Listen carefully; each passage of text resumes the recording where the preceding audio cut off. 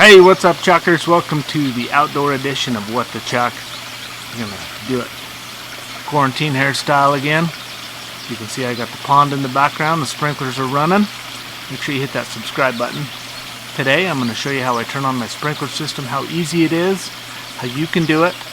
Save yourself a $50 to $100 sprinkler startup fee and get to know your own sprinkler system. So I already had these valve box lids open to save you the comical relief of watching me jump from spiders. I really do not like spiders. So I start with the bleeder screw. In the fall I leave these open. So I'll go ahead and close these, and I'll explain these when I turn the water on. The other one you're seeing is the flow control. So the little one is the bleeder screw and the big one is the flow control.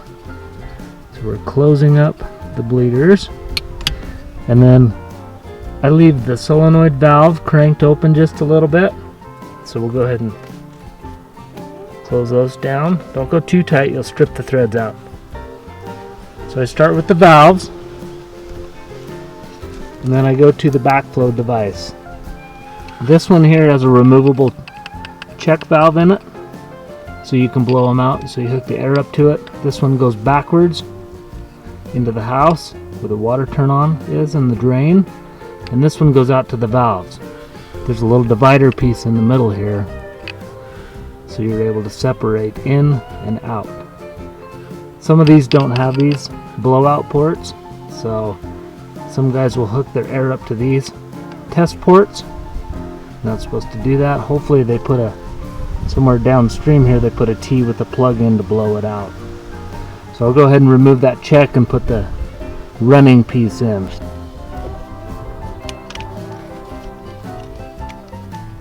I'll apologize for the wind and the diesel trucks in the background making some noise.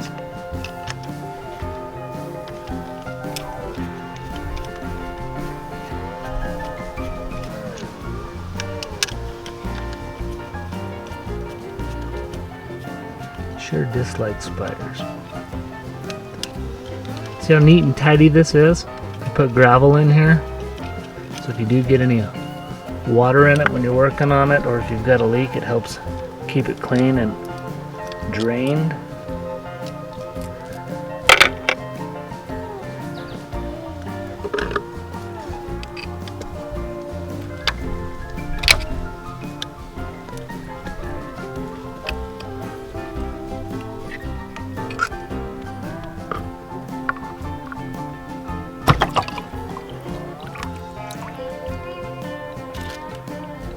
Okay, now we'll put the check in. With this, if you do have one of these Wilkins double check valves with the removable checks, I store this in the garage so it won't freeze. Inlet and outlet, just make sure you get it in the right way. There's a flow arrow on it. And then with these O-rings on here, make sure that you grease those up. Non-petroleum based, because the petroleum will eat the O-rings, so vegetable oil, cooking oil works great. And be careful when you're doing this not to pinch these O-rings between the brass and the plastic there. Just go nice and slow.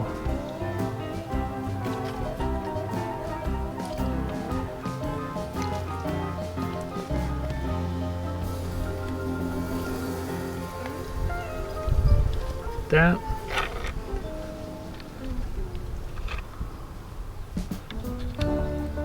Now this is one type of backflow preventer.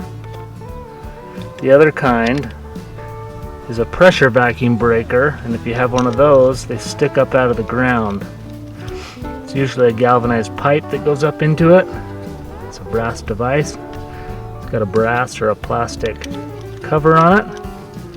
And it comes over and then back down into the ground. So if you have one of those, they sit up out of the ground, not down in a box like these.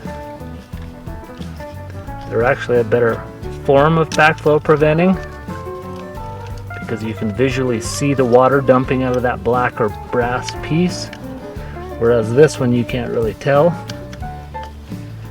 because it doesn't dump water. Depending on your city, they have different codes for what type you need to have.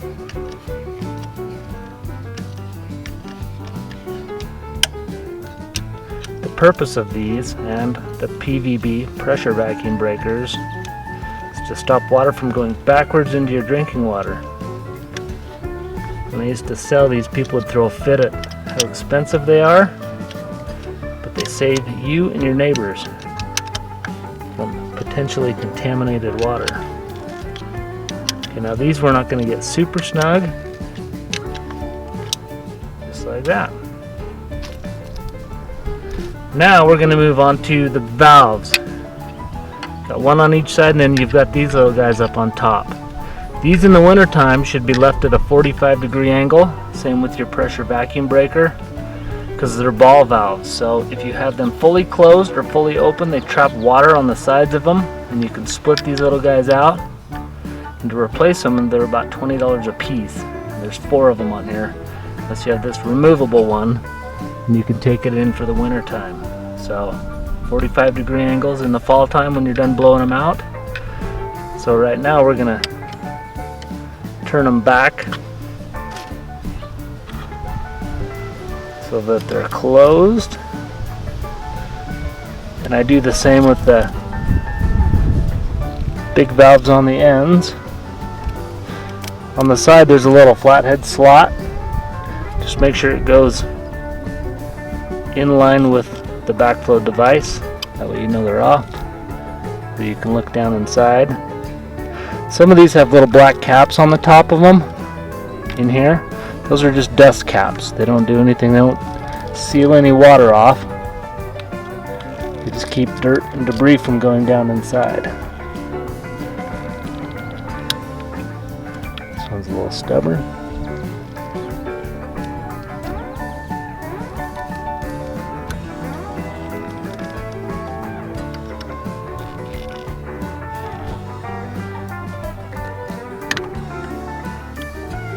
Okay, and we'll take these shut-off valves and I cycle them to make sure they turn okay. And I'm going to shut them off for now until I turn on the water. So right now, the valves and the double check or backflow device are shut off, so when you turn on the water you won't have any geysers or swimming pools in your valve boxes. So let's go downstairs and we'll turn on the water now.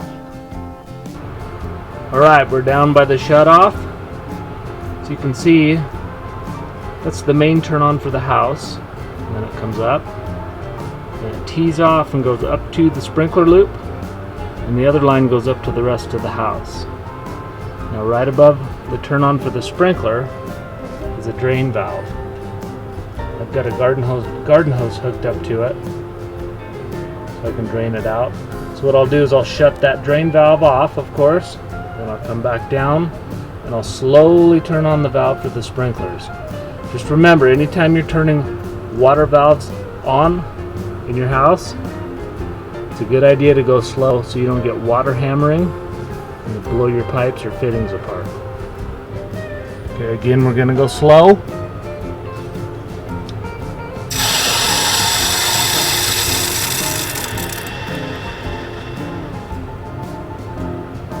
Hear it pressure up. So we'll go ahead and fully open it, and then we'll go back outside.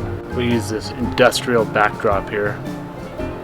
So the main types of sprinkler turn-ons, you either have it in your house or you have it outside, and you got to use a key to turn it on. Now, if you have a 2-inch pipe in the ground, usually that's a stop and waste valve.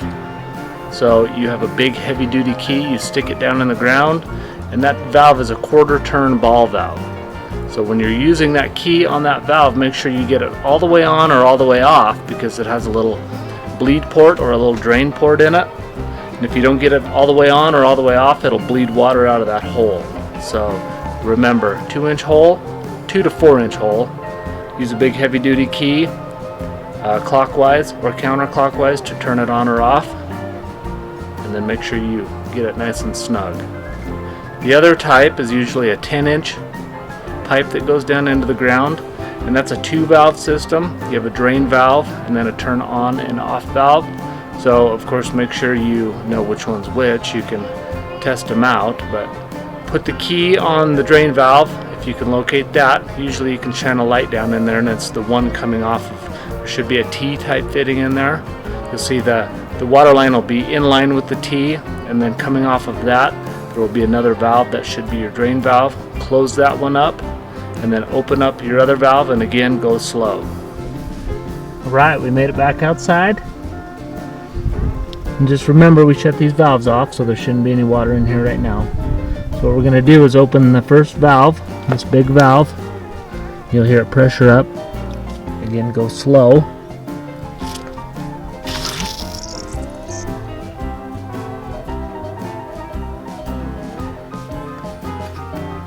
And then just start looking for leaks. If these ports are leaking, you'll have water bleeding out of these. These are just test ports again. If your city requires you to have them checked, they just hook a device up to here. So other than that, they're not used for anything. No leaks on this O-ring. No leak on this O-ring. If you had the vacuum breaker, you'd check that big black cap and make sure that there's not water dumping out around that black cap. And then it also has these test ports in it as well, so make sure those aren't leaking water out of them. And once you feel comfortable with that, you can go to the other valve here, and this will send the water to the electric valves. Now your sprinklers might come on in the meantime.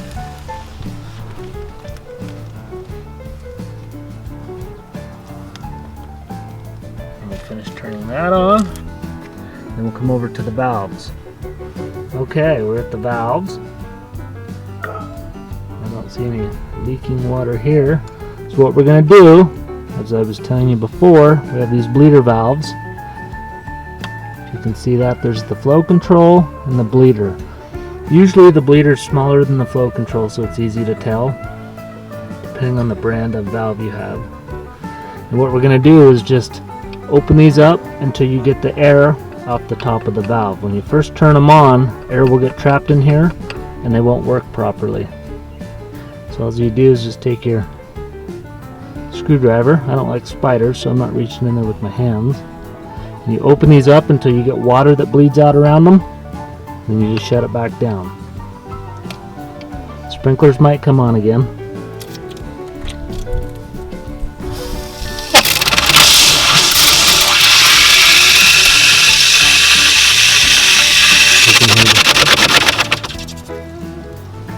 There's one.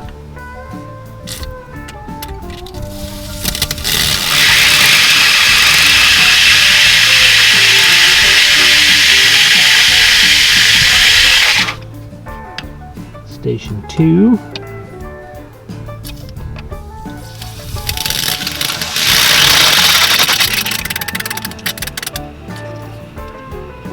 Station 3. Wait for it to shut off. That way you know they're working properly. This one's Station 4. It's the drip zone. It's got the little filter on it over here. Now this also has an O-ring under this cap. Just make sure you keep an eye on this so that no water's leaking out of that. This one's a small enough zone we can do it right now and check it for leaks. So you can either turn it on that way, or you can turn your solenoid manually. You can hear it running. I don't know if you can hear it on your end. It's pressuring up, and I'm just checking for leaks on all these connections here. Just remember, everything downstream of the valve does not have water pressure constantly on it. All of the manifold all the way back to the house does. Okay, I just heard it pressurize up, and I don't see any leaks. I did clean this filter in the fall, so keep an eye if you have a drip system, clean those filters. And this one's good to go. So now we're going to move to the timer. Again, keep your valve boxes nice and tidy. So depending on which timer box you have, get familiar with it and know how to run it. We're going to check the time in the day in case the battery went bad. A lot of these newer ones have those little cell batteries, so they last about 10 or so years.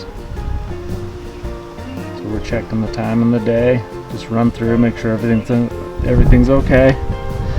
And then a lot of these newer timers also have a non-volatile memory, meaning that if the power goes out or the battery goes bad, once you set all your times, your start times, your run times, and your days, it'll remember that even with the power outage. So I checked this one beforehand and it was good to go.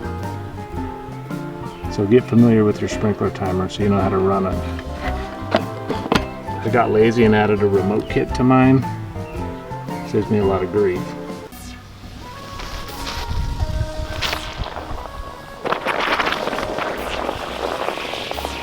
It might take them a minute to pressure up and turn on.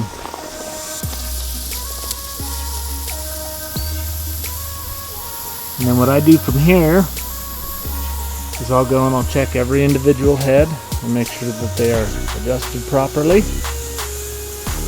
and they survive the winter time. I check each and every one of them out so you don't end up watering the neighbor's lawn. And then go from station 1 to 2 to 3 to however many you have. So that is it. Pretty simple. You can do it. And also, if you can turn them on, you can turn them off in the fall if you have your own compressor. But let's enjoy this weather. Springtime, summer's coming up. Things are greening up, looking good. Looking good. Thanks for watching. We'll see you next time, Chuckers.